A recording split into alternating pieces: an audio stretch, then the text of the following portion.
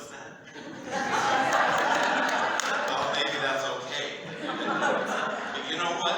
What was last Sunday? Do you remember what last Sunday was? Or were you here too? Maybe you weren't here. What was last Sunday? Children. Pentecost. Right. And last week was Pentecost. How many of you were here? Raise your hand. All right. We have quite a few people that will remember. We celebrated the Spirit coming down upon the people at Pentecost. Isn't that right? Is that what we did? We celebrated something. And that was the Spirit. So did any of you see the Spirit come down at that service? Anybody raise their hand that they saw the Spirit come down at that service? Nobody's raising their hand. How come? I wonder why. Why didn't you see the Spirit? Charlotte, can you tell me why you didn't see the Spirit? No, you're not sure. Abram, do you know?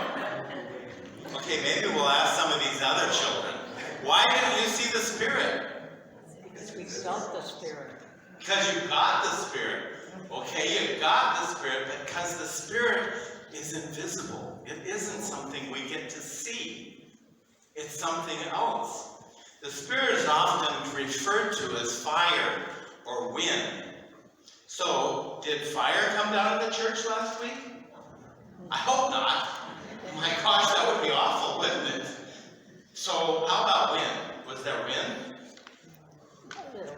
A little wind outside, but not in here. I hope things were blowing around in here. I wouldn't have known, but okay. So we really didn't see fire because the Spirit is a fire inside of our hearts.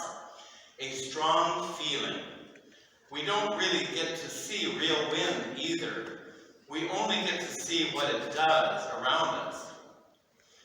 As we move into our first Sunday of what's called ordinary time, but this happens to be Trinity Sunday as well, we really need to know that it isn't ordinary time because the Spirit is still with us.